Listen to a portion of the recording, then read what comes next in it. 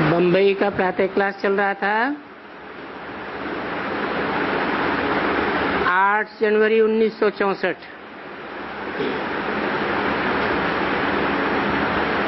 7वें page के मध्यांत में बात चल रही थी।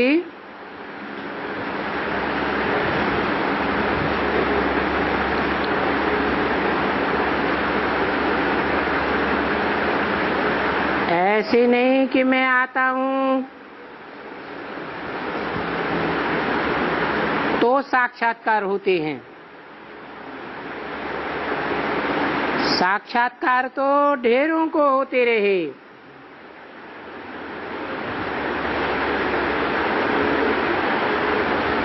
और ढेरों को साक्षात्कार कराता रहता हूं।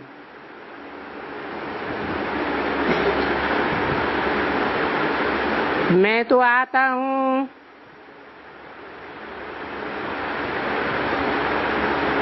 बाकी मैं कोई कृष्ण में थोड़े ही आता हूं, अथवा मैं कोई कृष्ण थोड़े ही हूं।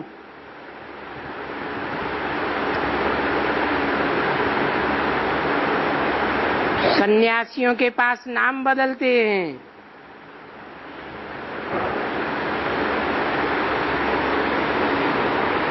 कभी इन सन्यासियों से पूछें, तुम्हारा नाम तो बताओ।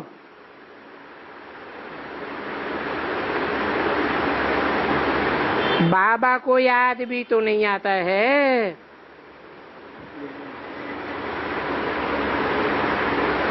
कैसे नाम भेज दिया एकदम।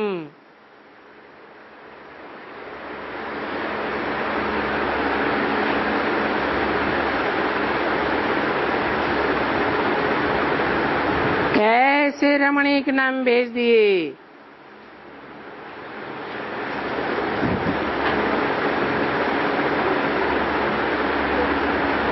बाबा ने नाम दिया है तो बाबा को सबका नाम याद भी भला होता है ना। ये नाम कैसे आ गए। ये भी बंडर है तो ये सभी नूद वंडरफुल है कि कैसे बाप आकर के बच्चों का नाम बदलें।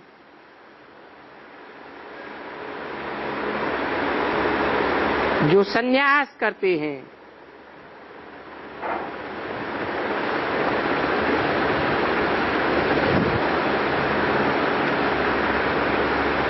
वहां उस दुनिया में तो सन्यासी नाम बदल देते हैं।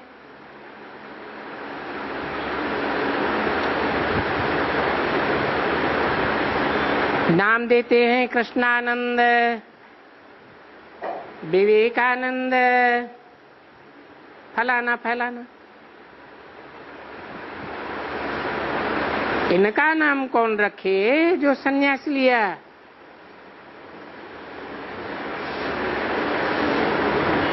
तो वंडर है। वो नाम तो फिर भी मनुष्य रखते हैं। ये बाप संदेश में ले आते थे। इन सब का नाम ले आते थे।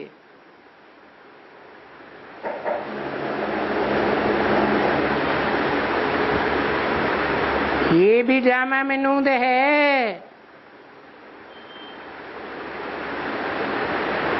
जो फिर से भी ऐसा ही होगा। तो बाप बैठ करके ये समझाते हैं, बच्चों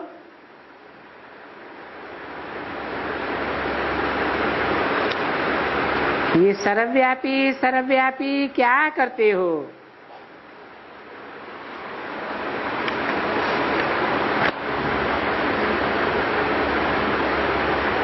वो कैसे सर्वव्यापी है।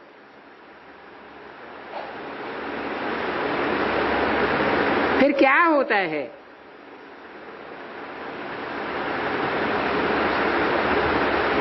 तुमको ये पता ही नहीं पड़ता है कि हम दिन प्रतिदिन नीचे कैसे उतरते जाते हैं।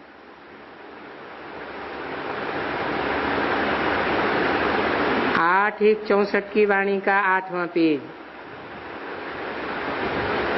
बाप कहते हैं ये माया की जो सारी झंझट है,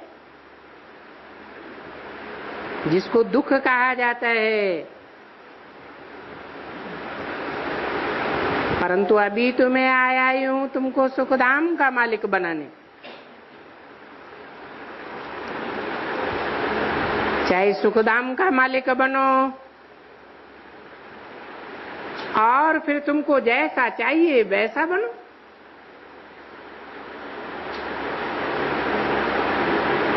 सूर्यवंशी बनो, चंद्रवंशी बनो, राजा बनो, प्रजा बनो, गरीब बनो, साहूकार बनो, जो चाहिए सो बनो।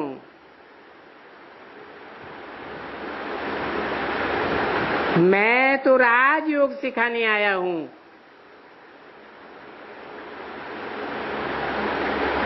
सो भी डायरेक्ट ज्ञान सूर्य से राजयोग सीखेंगे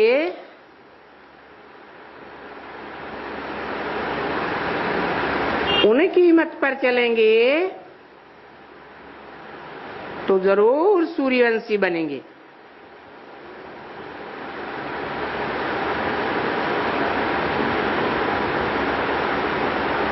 ज्ञान सूर्य है ना, ज्ञान चंद्रमा की मत पर चलेंगे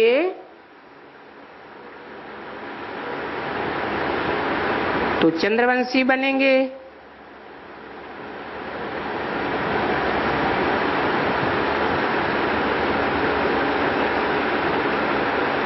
मत पर चलें या न चलें, परंतु दान पुण्य बहुत करेंगे, बहुत सहयोग देंगे तो साहूकार बनेंगे।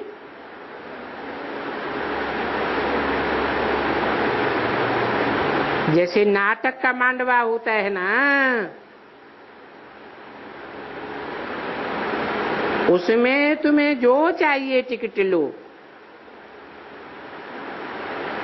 फर्स्ट क्लास का टिकट लो, सेकंड का लो, थर्ड का लो, फोर्थ कैटेगरी का लो।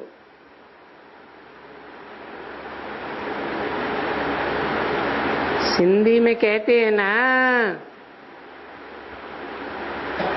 जे की गुरु जे सो वट। ये किससे पूछते हैं? जगदम्बा से। जो चाहिए सो लो। जगदम्बा से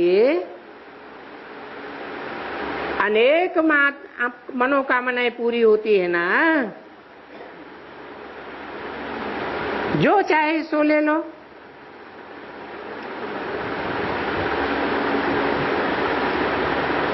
मनुष्यों को तो मालूम नहीं है कि जगदम्बा से सभी मनोकामनाएं पूरी होती हैं। लक्ष्मी से सिर्फ धन मांगते हैं। क्यों?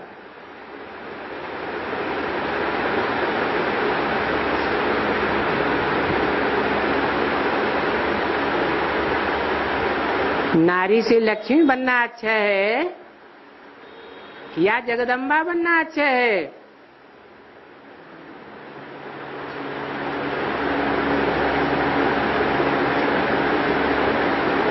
जीवन का लक्ष्य क्या है? लक्ष्य तो लक्ष्मी नारायण बनने का है ना। तो लक्ष्मी से तो सिर्फ धन की आस पूरी होती है।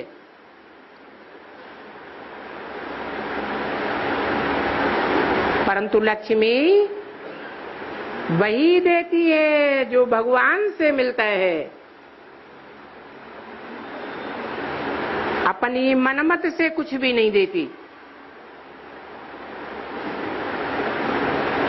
और जगदम्बा से सभी मनोकामनाएं पूरी होती है। तो क्या लेंगे? है? सभी मनोकामनाएं पूरी करेंगे या सिर्फ भगवान का दिया हुआ लेंगे?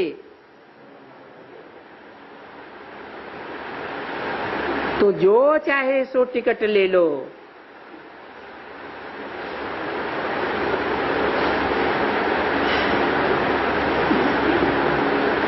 वहां तो जाते हैं, जा करके कहते हैं पति चाहिए, धन चाहिए, फलाना चाहिए।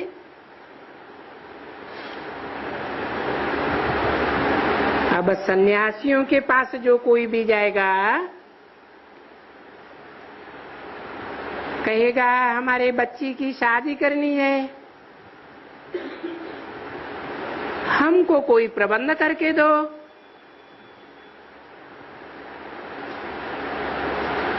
ऐसे ऐसे आजकल शादी करने के दलाल बने हैं। ऐसे साधु संत महात्मा बहुत बने हैं।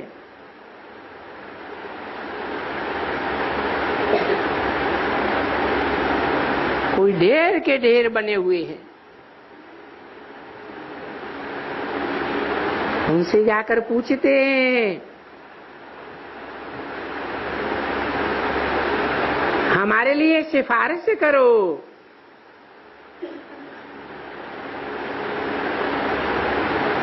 क्योंकि वो आपका जिज्ञासु है, आपके पास आता है।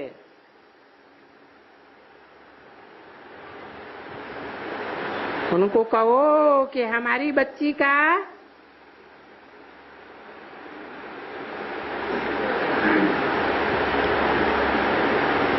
शादी होने का है, हम बच्ची को दिखला देंगे।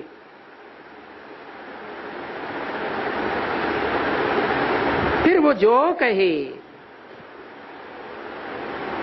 वो बेचारा गुरु कहे और वो न माने,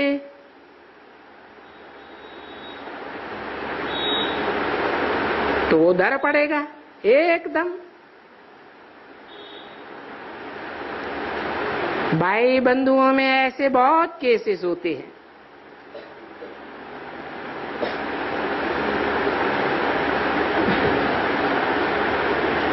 आज की दुनिया में तो बहुत हैं। पता नहीं गुजरात में भी ऐसे ही होता हो। आजकल देखो मूत पलीती कपड़ धोते मंदिर ठिकानों में जाकर के वहां मूत पलीती का हथियाला बांधते हैं। तो देखो ये फर्क कितना है। अभी बाप बैठकर से समझाते हैं, मंदिरों में ग्रंथ के ठिकानों में जाकर के एक दो को हथियाला बांधते हैं मूत पिलाने के लिए। और वहां नानक कहते हैं मूत पलीती कपड़ धोए, अमृत छोड़ बिख काहे को खाए। अब बिख के लिए यहाँ हथियाला क्यों बांधते हो?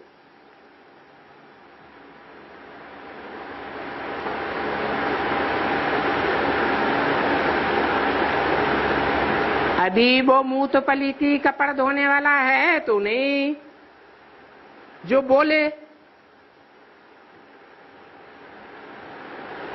और यहाँ तो अभी खुद बोलते हैं। आ करके इनमें भी देखो, तुमको कोई समझाने वाला है? जिसको तुम अकाल तख्त भी कहते हो, यानी बाप का तख्त भी मानते हैं ना। जो बाप कहते हैं मूत पलीती कपड़ धोए, तो फिर असंख्य चोर हरामखोर भी तो होंगे ना।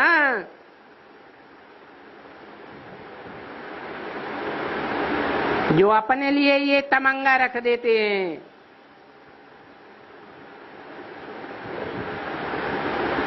हरामखोर भी उनको कहा जाता है जो मूत पीने लग पड़ते हैं।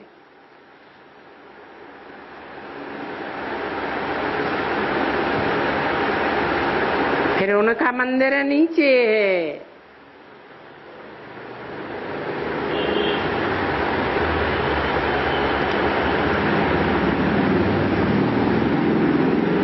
नीचे माने कहाँ की यादगार दिलाई है?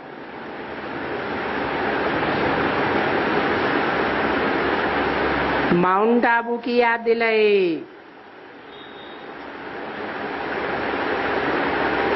गुरु शिखर है, सबसे ऊपर है।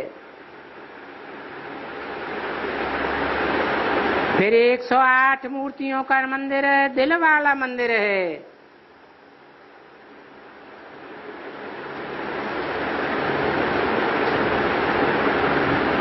फिर नीचे जाओ तो जगदम्बा का मंदिर है।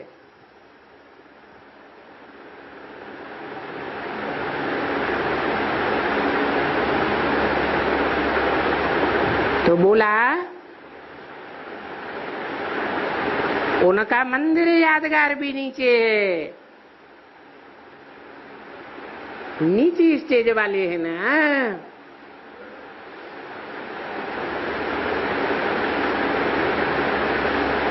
चढ़ता नहीं। कहाँ नहीं चढ़ता? ऊंची स्टेज में। क्यों? लक्ष्मी नारायण के मंदिर में क्यों जाकर के हथियाला बांधते हो? वो लक्ष्मी नारायण तो बिल्कुल पवित्र हैं। सर्वगुण संपन्न, 16 कला संपूर्ण, संपूर्ण हिंसक, मर्यादा पुरुषोत्तम। तो भला मंदिर में कोई जाकर के मूत पीने के लिए हथियाला बांधते हो? बाबा बोलते हैं कि कितने नॉनसेंस बुद्धि बन पड़े। रिगार्ड भी इतना रखते हैं उनको, जो वहां जाकर के मूत पीने के लिए मांगते हैं।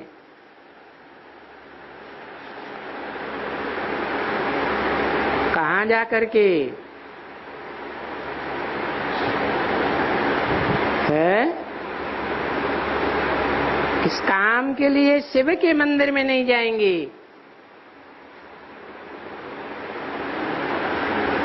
किस काम के लिए? मूत पीने का हथियाला बांधने के लिए शिव के मंदिर में नहीं जाएंगे। हाँ, शायद होगी कोई धर्मशाला बाहर में, परंतु बाबा ने तो सुना नहीं है। अक्सर करके जो ये मंदिर हैं, वहां बहुत करके ये शादियां वादियां बर्बादियां होती हैं। तो बाप बैठ करके सब बातें समझाते हैं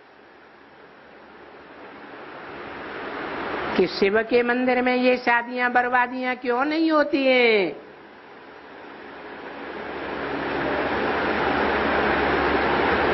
और जो नंबरवार नीचे आत्माएं हैं,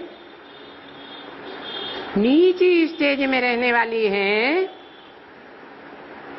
वहां जाकर के ये मूत पलीती शादियां क्यों करते हैं?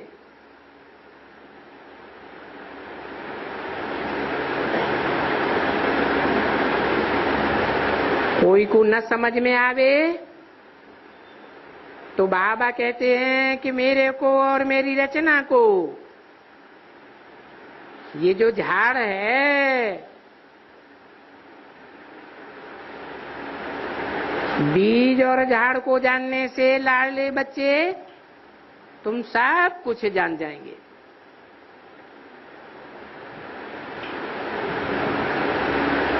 तुम आप ही अपना पुरुषार्थ करेंगे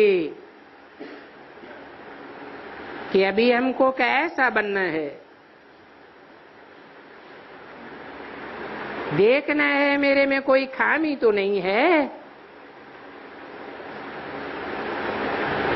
क्योंकि अभी चले लक्ष्मी और नारायण को भरने के लिए तो अपने आईने में ये मुख देखना है कि हमारे में कोई विकार तो नहीं है ना।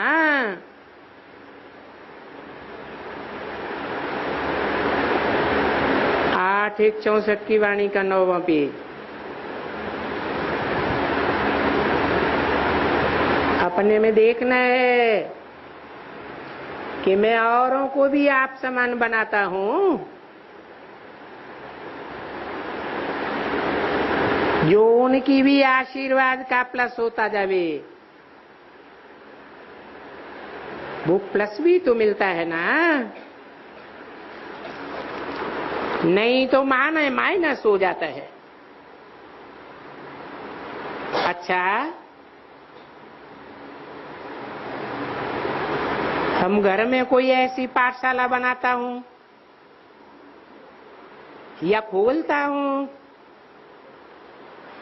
जो 3 पैर पृथ्वी का खोल करके मैं किस मनुष्य को देवता बनाने का कर्तव्य करता हूं। घर घर में मैं स्वर्ग आश्रम बनाता हूं, ऐसे स्वर्ग के द्वार तैयार करता हूं।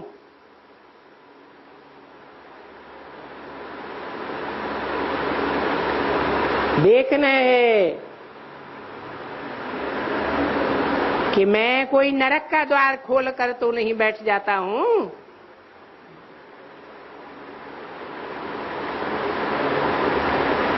ये इस समय में स्वर्ग का द्वार खुलता है।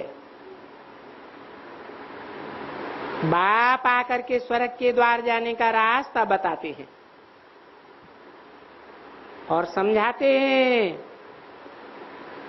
जब कि स्वर्ग में जाना है, या शांति धाम या निर्वाण धाम या मुक्ति धाम, वहां से फिर वापस नहीं आएंगे। कहां वापस नहीं आएंगे? है इस दुखधाम की दुनिया में वापस नहीं आएंगे। अब ये तो कोई जानते ही नहीं है कुछ भी कि यहाँ क्या सिखला रहे हैं।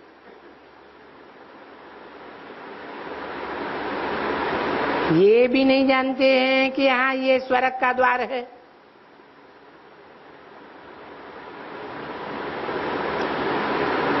पूछना चाहिए, तुम यहाँ किस लिए आए हो?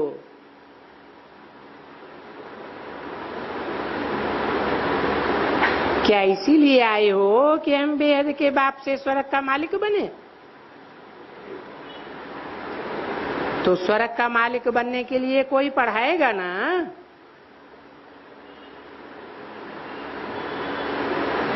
एक बेहद के बाप के सिवाय और तो कोई पढ़ा ही नहीं सकता।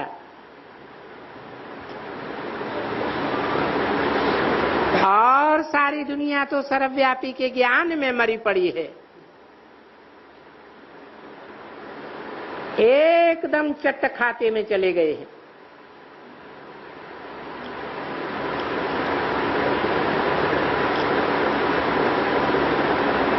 तुम्हारे सिवाय और सब चट्ट खाते में चले गए। कौन कौन है? अरे चाहे सिख वंशी हो, चाहे सन्यासी हो, चाहे बौद्धी हो, क्रिश्चियन हो, मुस्लिम हो, भले चंद्रमा को फॉलो करने वाले चंद्रवंशी ही क्यों न हो,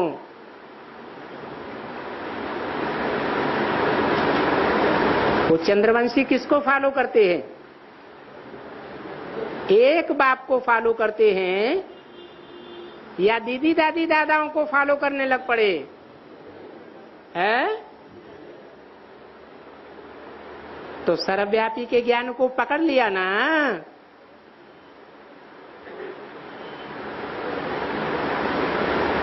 तो वो एकदम सब चट्ट खाते में चले जाएंगे और ऐसे ही मर जाएंगे चट्ट खाते में।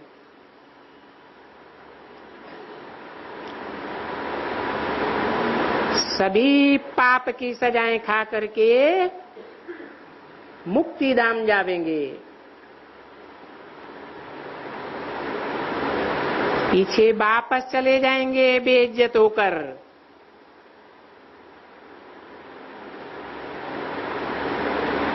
तुमको तो बाप से पासेदार होना है।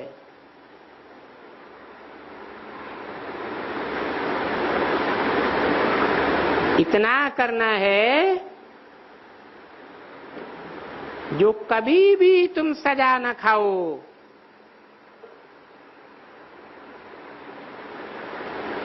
कभी भी का मतलब क्या है?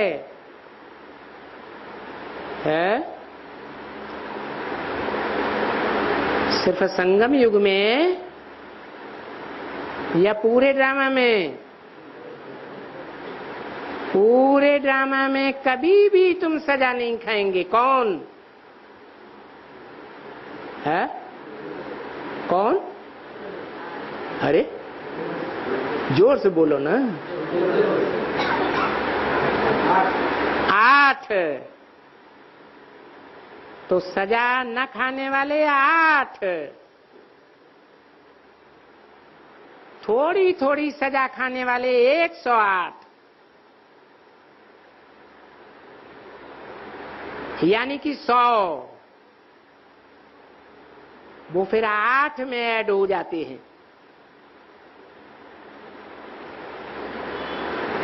फिर और भी थोड़ी जास्ती सजा इनको मिलती है।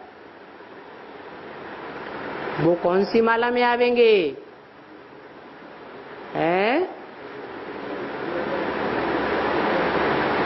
16,108 की माला में। तो सब नंबरवार हुए ना।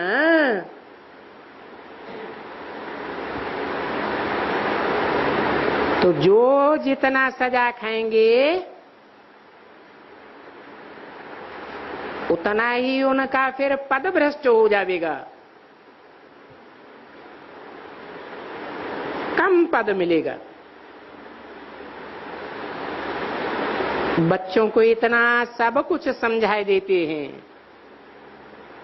और बहुत अच्छी तरह से समझाई देते हैं। अभी तो देखो कितने बच्चे बैठे हुए हैं।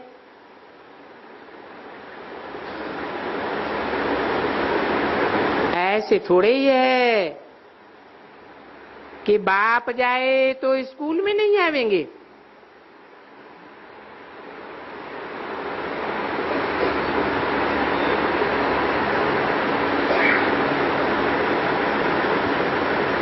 बाप जाता है तो स्कूल उड़ जाता है क्या? उड़ जाता है?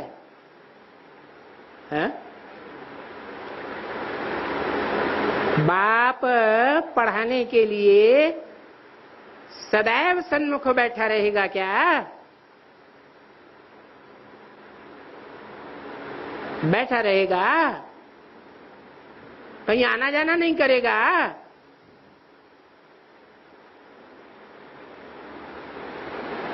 ये कैसे हो सकता है?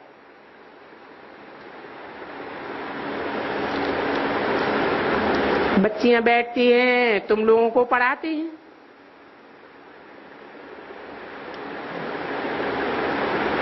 बाप नहीं है तो बच्चियां पढ़ाती हैं।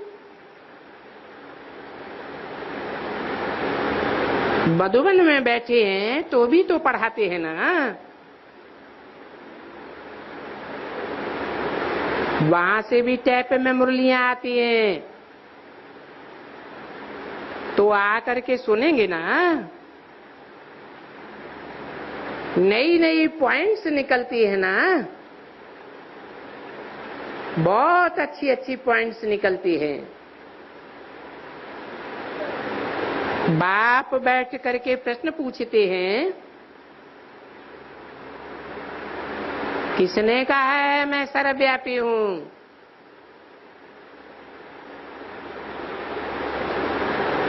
कहते हैं गीता में है। अब ये गीता किसने सुनाई? कहते हैं कृष्ण ने। झूठ। गीता मैंने सुनाई थी।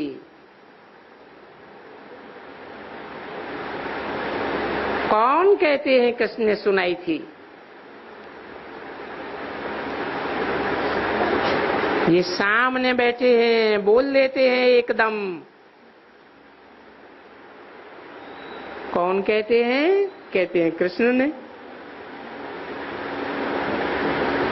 अरे कृष्ण तो प्रिंस बनाना,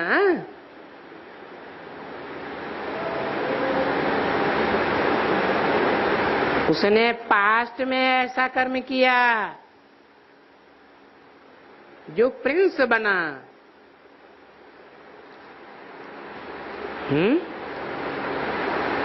कैसा कर्म किया है? अरे कृष्ण ने पास्ट में ऐसा कर्म किया। बाप ने जब राजयोग सिखाया, उसके पास्ट में कृष्ण अर्थात ब्रह्मा ने ऐसा कर्म किया। ऐसा कर्म माना कैसा कर्म किया? जो प्रिंस बना। अरे प्रिंस क्या करता है?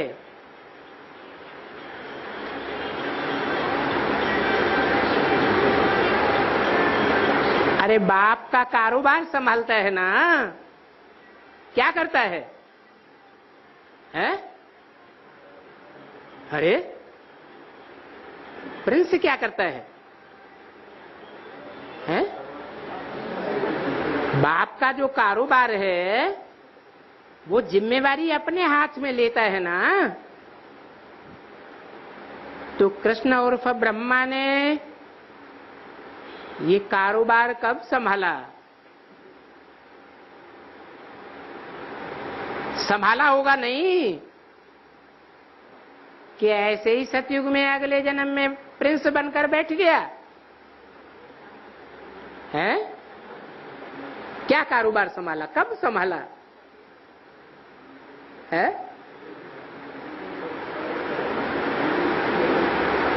अरे सन 47 में किसने संभाला यज्ञ का कारोबार है? बाप तो चला गया। प्रजापिता चला गया या नहीं चला गया?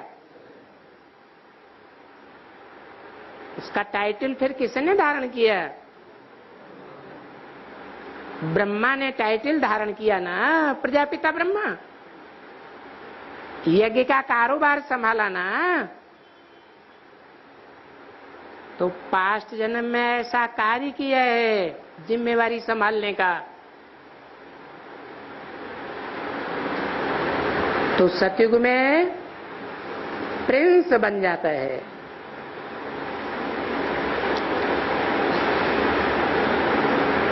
अब बताओ उसको ऐसा कर्म किसने सिखलाया?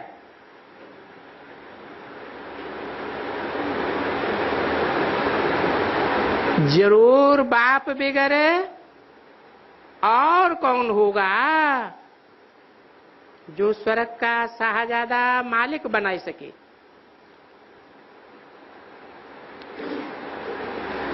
या कृष्ण उस ब्रह्मा ने अपने आप अपने को बनाया? कोई तो श्रीमत मिली होगी ना। अच्छा, अभी टाइम हो गया, बच्चों को टोल ही बांटना शुरू कर दो।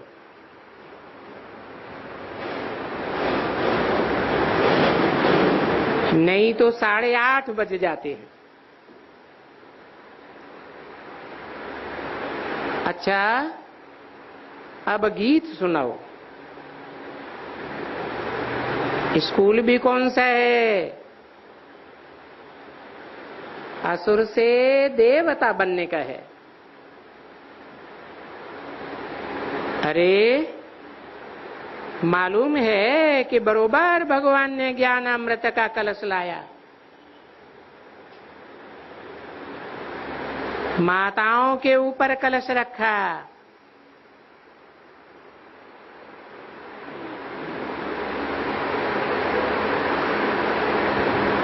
वो जो कहते हैं माता नरक का द्वार है, कौन कहते हैं? सन्यासी कहते हैं। और बाप कहते हैं माता स्वर्ग का द्वार है।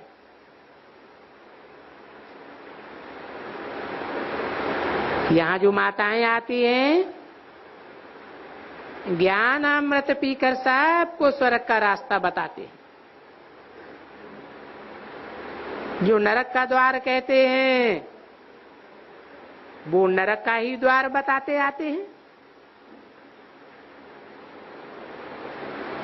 कोई को भी स्वर्ग का द्वार कभी नहीं बता सकते, क्योंकि सन्यासी खुद ही स्वर्ग में जाने वाले नहीं हैं। वो तो आएंगे जब शंकराचार्य आएंगे, सो तो रजोगुण में। जब द्वापर होता है तब आते हैं सन्यासी लोग। वो निवृत्ति मार्ग वाले कैसे बैठ सकते हैं राजयोग सिखलाने के लिए? वो राजयोग सिखलाएंगे। ये सभी पढ़ करके और सभी को फंसा से रहते हैं।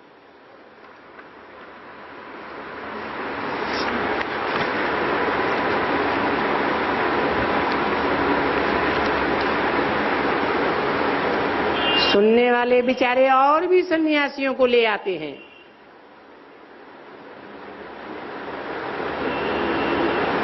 आठ 164 की वाणी का 10वां पेज।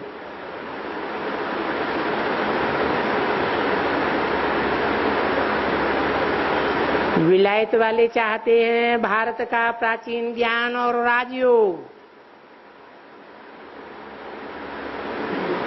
तो प्राचीन ज्ञान और योग सन्यासी कैसे बता देंगे?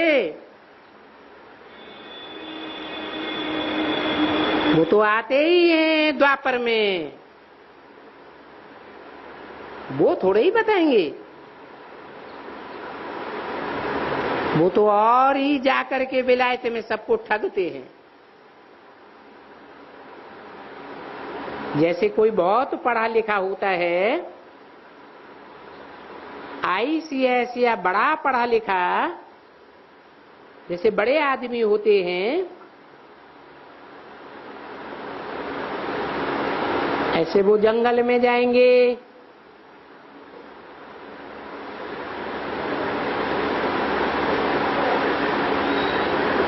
और वहां कोई बच्चों को देखेंगे, कहेंगे देखो बेचारे कैसे अल्लड़ में एकदम। ये बेचारे कुछ भी पढ़े लिखे नहीं हैं।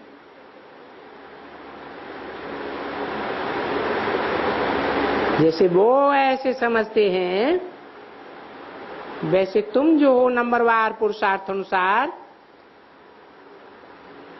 जो कुछ यहाँ बड़े बड़े को देखते हैं, बड़े बड़े ऋषि मुनि महात्मा जिसको कहा जाता है,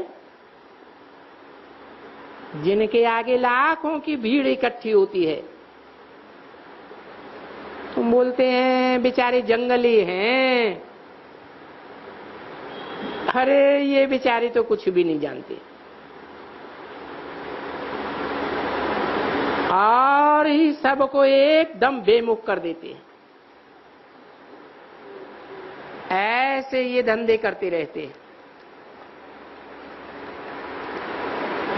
अच्छा,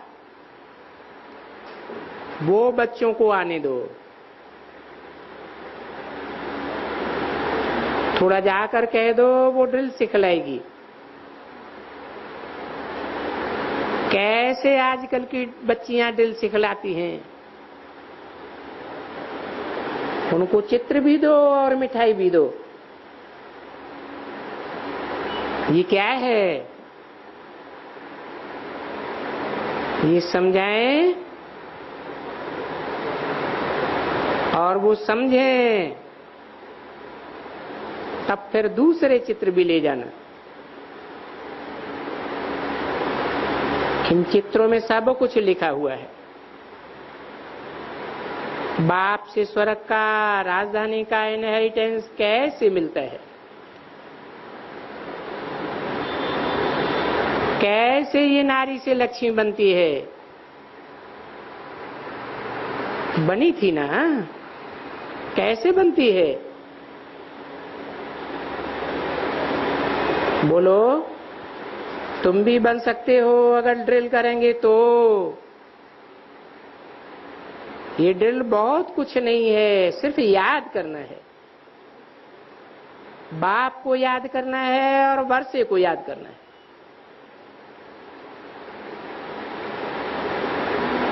इस ड्रिल से वो गवर्नमेंट को तुम कुछ नहीं देंगी,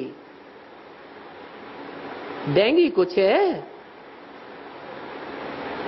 वो गवर्नमेंट तुमको खाना देती है, पैसा देती है। देखो, इस थोड़ी सी ड्रिल से बाप को याद करना है और बाप के वर्षे को याद करना है। तो तुम 21 जन्म के लिए महाराजा महारानी बन जाएंगे। कितना इजी है ये। क्लास तो यहाँ का बंद हुआ। लास्ट क्लास कल सुबह को वहां सेंटर पर होगा। बाबा कहते हैं कि बच्चों, जिनको पढ़ना है तो क्लास में ठीक से आना चाहिए। ऐसे नहीं कि बाबा आवे तो आना चाहिए। बाबा आवे तो क्लास में पहले आना है, या मम्मा आवे तो आना है, नहीं। तुम ब्राह्मणों को बहुत कुछ काम करना है। अच्छा, बाप दादा और मीठी मम्मा का मीठे मीठे बच्चों को याद, प्यार और विदाई।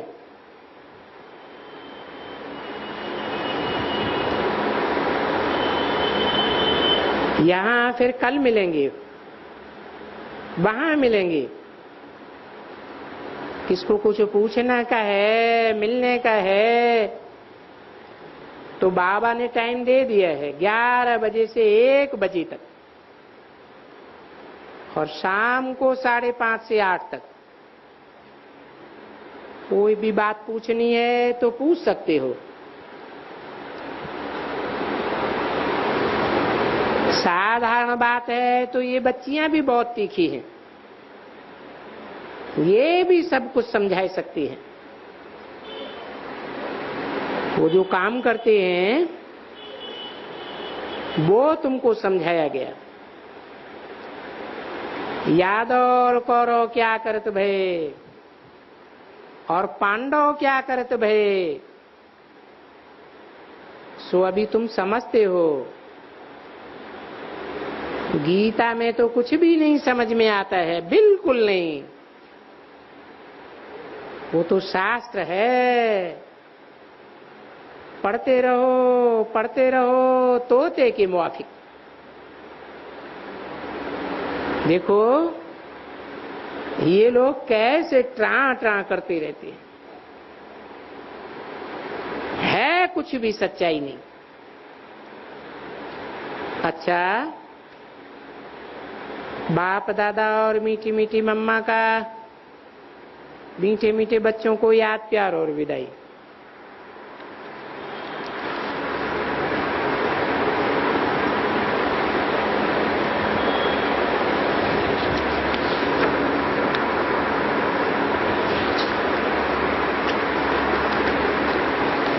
ओम शांति।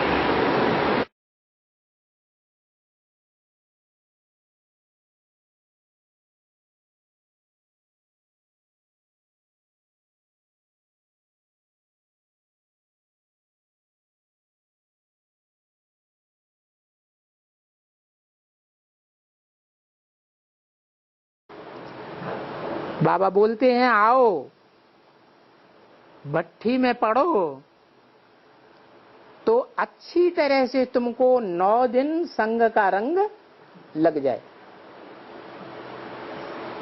कोई शरीर छोड़ता है तो माँ के पेट में जाके जन्म लेता है, माँ के पेट में प्रवेश करता है, तो अच्छी तरह से संग का रंग लगता है या नहीं लगता है? हैं? लगता है। खाना पीना कहाँ मिलता है? अंदर ही मिलता है। हवा कहाँ से मिलेगी? जलवायु कहाँ से मिलेगी? बाहर की दुनिया की हवा लगती है? नहीं लगती है। तो अच्छी तरह से तुमको संग का रंग लगे। क्या गायन है? जैसा संग वैसा रंग, जैसा पानी वैसी वाणी,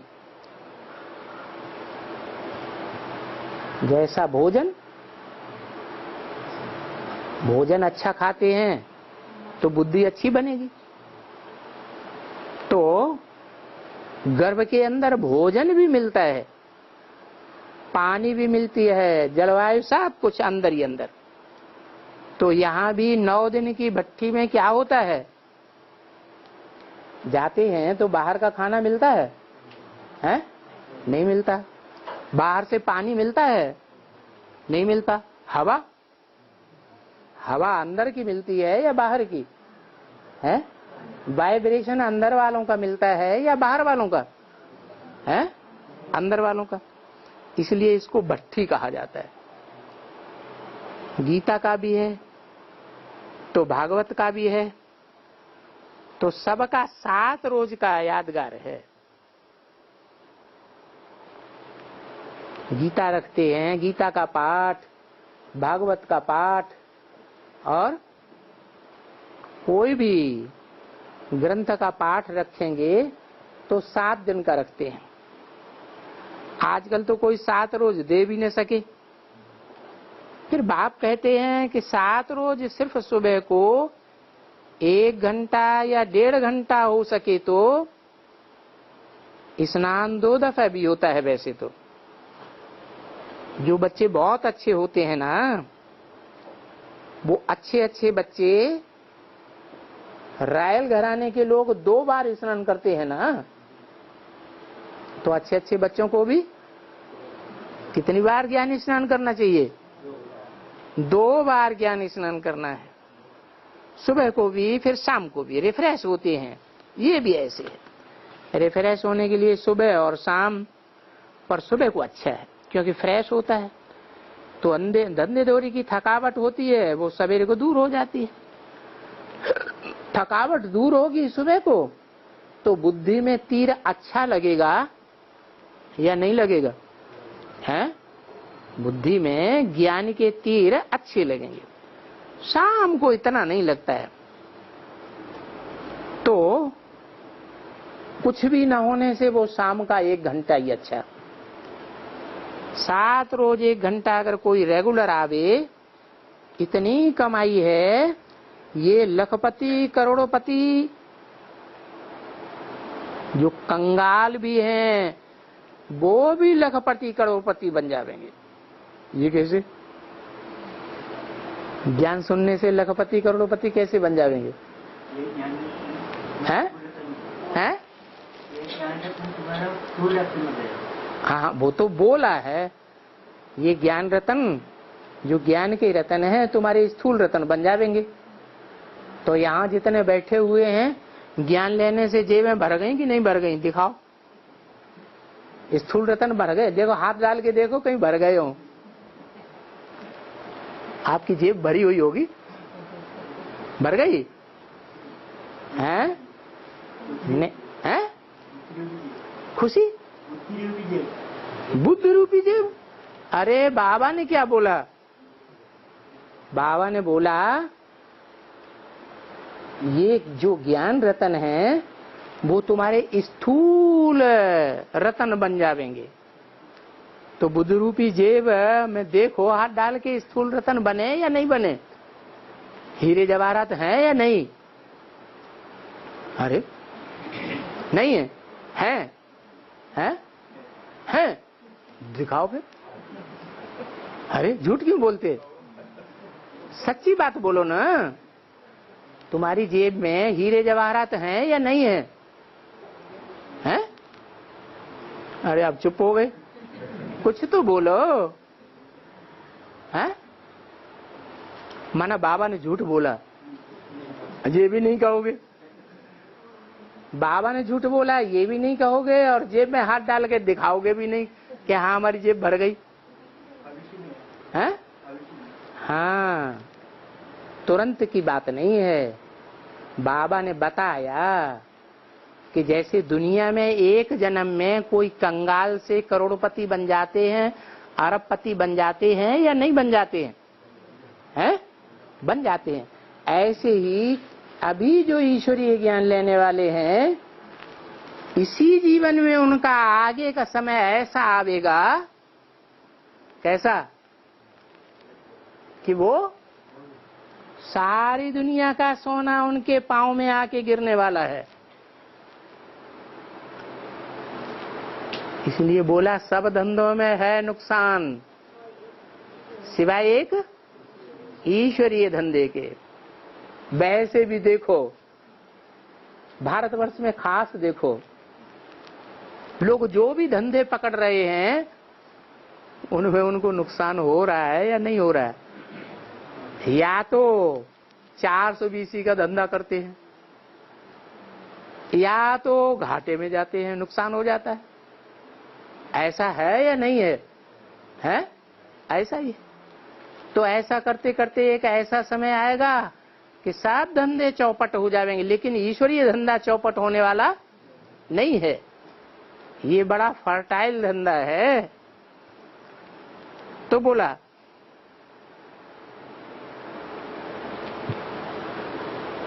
अभी तो जिनके पास जो भी स्थूल धन है, दुनियावी तौर से तौर तरीकों से कमाया हुआ, वो सब मिट्टी में मिल जाने वाला है। लाखों वाले और करोड़ों वाले एक कौड़ी के भी नहीं रहेंगे।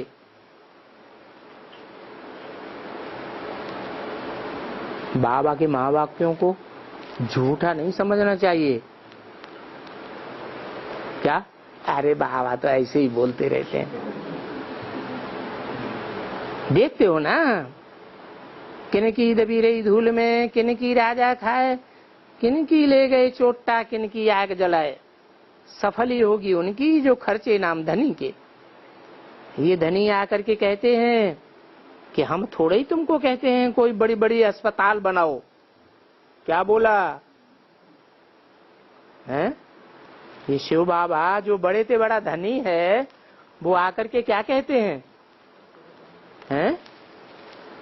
बड़े से बड़ा धनी है या नहीं है? है ना? शास्त्रों में उनका नाम क्या है? है? शास्त्रों में उनका नाम दिया हुआ है। क्या नाम दिया है? है?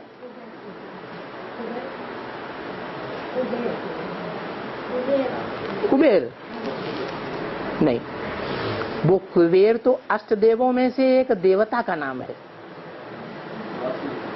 वो शिव बाबा का नाम नहीं है। हैं? नहीं, हाँ, वासुदेव जो है वो बच्चे का नाम है और उसके बाप का नाम है वसुदेव। वसु माने धन संपत्ति। तो देखो, हम तुमको कोई ये आकर के नहीं कहते हैं कि तुम कोई बड़ी बड़ी अस्पतालें बनाओ, कहते हैं? हैं? नहीं कहते। तो जो आबू रोड में और माउंट आबू में जो ग्लोबल हॉस्पिटल बनाया हुआ है, वो मनमत पर बनाया गया है या श्रीमत पर बनाया गया है? हैं? मनमत पर बनाया गया है। मनमत पर बनाने वालों ने ये 10 पेज की मुरली कभी जिंदगी में छापी ही नहीं। छापी? कभी पहले सुनी? नहीं सुनी। कटिंग कर देते हैं। बाबा तो कहते हैं घर घर में अस्पताल बनाओ, स्वर्ग बनाओ। क्या? वो दुनियावी जो हॉस्पिटल बन रहे हैं, उन हॉस्पिटलों में स्वर्ग बनाने का धंधा होता है या नरक बनाने का धंधा होता है? हैं? नरक बनाने का धंधा। अब हम देखेंगे दोबारा कभी हॉस्पिटल में नहीं जाना। अरे कैसे नरक बनाने का धंधा होता है? हैं? सो नहीं बताएंगे। नरक बनाने का धंधा सभी हॉस्पिटलों में, चाहे सरकारी हो और चाहे अर्ध सरकारी हो, चाहे प्राइवेट हो, गवर्नमेंट की तरफ से ये बंधन डाला गया है कि हर हॉस्पिटल में वो जो तिकोना निशान देखा है कभी? लाल लाल तिकोना निशान लटकाया जाता है बोर्ड में, देखा है? हैं? नहीं देखा? क्या होता है उसका मतलब? है फैमिली प्लानिंग जरूर करना है। कोई भी हॉस्पिटल जो है उसको ये सरकारी नियम जरूर पालन करना पड़े। इतने केस जरूर देने हैं। कैसे केस? पेट में बच्चे आ जाते हैं तो उन बच्चों की क्या करते हैं? सफाई करवा देते हैं। तो फैमिली प्लानिंग होती है ना। फैमिली में सदस्यों की संख्या इससे बढ़ेगी या घटेगी? है? घट जाती है तो फैमिली प्लानिंग हो जाती है। या तो कोई के पेट में बच्चे आ गए तो हॉस्पिटलों में से दवाइयां दिलवा दी जाती हैं, और भी ऐसे ऐसे यंत्र लगाए देते हैं जिससे बच्चे पैदा न हो। तो या तो बच्चेदानी को ही साफ करवाए देते। 45 साल 50 साल के बाद कोई भी माता अगर जाती है तो उसकी बच्चेदानी निकाल देती। अगर किसी की बच्चेदानी निकाल दी गई फिर वो विकार में जाने के लिए स्वतंत्र हो जाएगी या नहीं? है? फिर उसको बच्चा पैदा होगा? नहीं। विचारणी बनती रहे लेकिन बच्चा फिर भी पैदा नहीं होगा। तो ये परंपरा जो है वो विदेशों से आई है, विदेशी शिक्षा से आई है, या भारत में ये परंपरा थी? है? फैमिली प्लानिंग की ये विदेशों से परंपरा आई। भारतीय परंपरा तो है ब्रह्मचर्य को धारण करो, इंद्रियों को कंट्रोल करो। इंद्रिय जीते जगत जीत कहा जाता है। तो देखो, ऐसे बाबा के पास जो बच्चे हैं उनको बाबा कहते हैं कि मुझे दो या गवर्नमेंट के दो। क्या क्या दो? नरक बनाना है तो गवर्नमेंट को, और स्वर्ग बनाना है तो बच्चे किसे दो? मुझे दो। नहीं, तुम सब हॉस्पिटल खोलो, रूहानी हॉस्पिटल। अरे बात मत पूछो, ऐसे बाबा के पास बच्चे हैं, खुद ज्ञान न उठाए करके हॉस्पिटल खोलते हैं, और उनमें से बहुत आकर के एवर हेल्दी बन जाते हैं जन्म जन्मांतर के लिए। तो जो बनेंगे उनके ऊपर दलाली मिल जाती है। जैसे कोई दान करते हैं, कॉलेज स्थापन करते हैं, तो दूसरे जन्म में उनको जासली विद्या का दान मिल जाता है, बहुत पढ़े लिखे बन जाते हैं। हर एक बात में ऐसे ही होता है। कोई हॉस्पिटल खोले, कॉलेज खोले, तो दूसरे जन्म में वो जास्ती निरोगी रहते हैं, उनको रोग जास्ती नहीं होते हैं। किनको? अरे सुनते जाते भूलते जाते। जो हॉस्पिटल खोलते हैं उनको अगले जन्म में क्या प्रतिफल मिलता है? उनको शरीर हेल्दी मिलता है, कभी जीवन में बीमार नहीं पड़ते, क्योंकि वो ईश्वर अर्थ गरीबों के लिए दान करते हैं। तो ये भी ऐसे ही है, खर्चा कुछ भी नहीं है इस हॉस्पिटल खोलने में। कौन सा हॉस्पिटल? रूहानी हॉस्पिटल खोलने में कोई खर्चा नहीं है। पाई पैसे का किराए पर तुम ये हॉस्पिटल खोल दो, बाबा क्या करेगा? तुम लोगों की ये तो सब टूट जाने वाले हैं। क्या टूट जाने वाले हैं? वो जिस्मानी हॉस्पिटल। जब मारा मारी शुरू होगी दुनिया में, तो ये हॉस्पिटल आदि सब क्या होगा? सब टूट जाएंगे। बाबा क्या राय देते हैं कि हर एक कहां न कहां सेंटर खोलो, बच्चे आवे, वहां बैठ करके एवर हेल्दी बने, एवर वेल्दी बने। अरे कितना पुण्य है, बात मत पूछो। पुण्य के लिए करते हैं ना, वो तो उनको एक जन्म में मिलेगा, और ये तो 21 जन्म के लिए एवर हेल्दी एवर वेल्दी। तो ऐसा हॉस्पिटल क्यों नहीं खोलना चाहिए? अच्छा, वंदे मातरम। वंदे मातरम क्यों है? कारण भी बता देते हैं, ताकि सभी माताएं ऐसे न समझें कि हमको वंदे मातरम किया है। वंदे मातरम क्यों? क्योंकि तुम भी सीताएं हो, द्रौपदियां हो, पार्वतियां हो। क्या? सीता की तरह शीतल कर्मेंद्रियों वाली हो, और पार्वती की तरह पार लगाने वाली हो, कि विषय वैतरणी नदी में और ही डुबोने वाली हो, पार लगाने वाली हो। तो देखो, माता का मर्तबा बहुत भारी है।